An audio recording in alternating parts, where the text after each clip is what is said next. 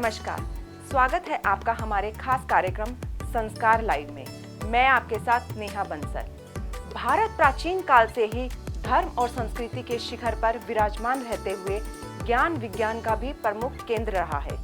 इसलिए भारत को विश्व गुरु माना जाता है। किंतु अतीत में सोने की चिड़िया कहे जाने वाले भारत पर विधर्मी और आक्रांताओं के निरंतर हमलों ने यहाँ के ज्ञान विज्ञान के केंद्रों को नष्ट किया और सनातन धर्म और संस्कृति को धूमिल करने के भी प्रयास किए जाते रहे। अपने कुत्सित लक्ष्य को पूरा करने के लिए विधर्मियों ने राम भक्त हनुमान, शबरी और निषाद राज के वंशज को अपना निशाना बनाया। कुछ भोले भाले वनवासी और ग्रामवासी को कभी भयभीत करके तो कभी प्रलोभन देकर उन्हें धर्म मार्ग से भटकाने का काम किया।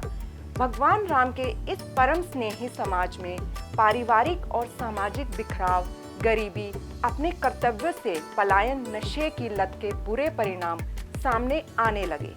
भारत के वनवासी और ग्रामीण क्षेत्र की स्थिति देख एकल अभियान अभिभावक श्री श्याम जी गुप्त बहुत आहत हुए और फिर उन्होंने बदलाव का ऐसा बीज बोया कि यही वनवासी लोग संस्कृति, सभ्यता और भगवान की भक्ति में खोने लगे।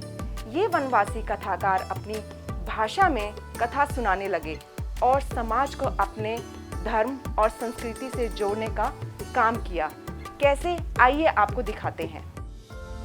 श्री श्याम जी गुप्त के अविराम चिंतन मनन से उपजे संकल्प को आकार मिला श्री हरि सत्संग समिति के रूप में।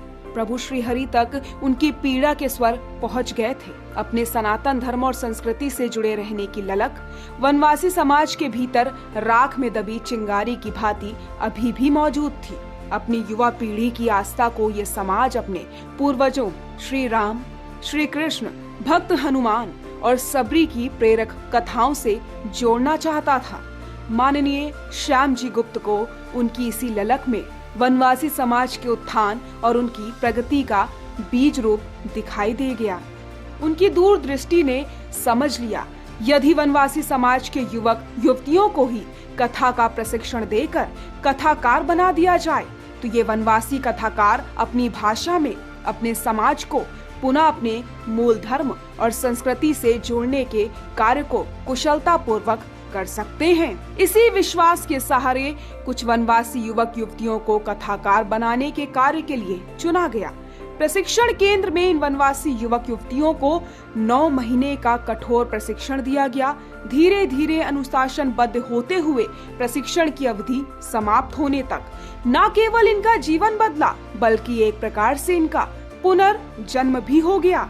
इन्होंने व्यास पीठ पर बैठकर प्रभु का गुणगान करने की योग्यता प्राप्त कर ली। अज्ञान का अंधकार मिटा तो भविष्य का सूर्य इनके जीवन में मानो सफलता और सम्मान की किरणें बिखेरने को तैयार हो उठा। श्री हरि की ये कथाकार जब अपने गांव में पहुँचे तो इनके इस नए रूप का स्वागत किया गया।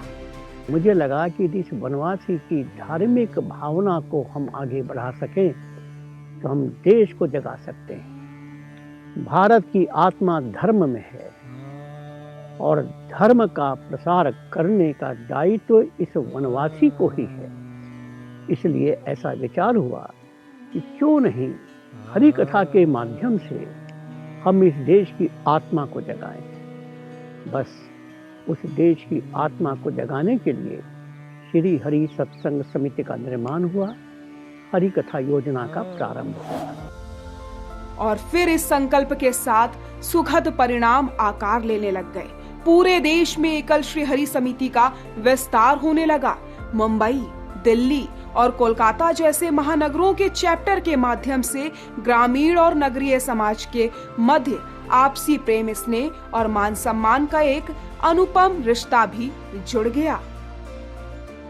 वनवासी युवा वर्ग में एक नई चेतना जाग उठी और इन्होंने अपने समाज को पुनः जागृत करने का लक्ष्य बना लिया। श्री हरि कथा योजना का विस्तार किया गया और इन युवाओं को उन्हीं की भाषा में श्री राम कथा और श्रीमद् भागवत कथा का प्रशिक्षण देने के लिए देश भर के विभिन्न हिस्सों में प्रशिक्षण केंद्र स्थापित किए गए। आज हजारों वनवासी युवा भाई बहन कथाकार के रूप में अपने अपने क्षेत्रों में प्रभु के नाम का गुणगान करते हुए सनातन संस्कृति के प्रति अपने समाज में चेतना की अलख जगा रहे हैं। संकल्प अपने राष्ट्र को बचाने, अपनी संस्कृति को जन जन तक पहुंचाने और सभ्यता का पाठ पढ़ाने का उद्देश्य पूरा हो रहा है। इसी तरह से कदम बढ़ रहे हैं। बदलाव की बयार आ चुकी है और एकल श्री हरि सत्संग समिति दिन रात इसी पर काम कर रहा है। समाज में बदलाव लाने के प्रयास कर रहा है और संस्कार को जीवित रखने का काम कर रहा है।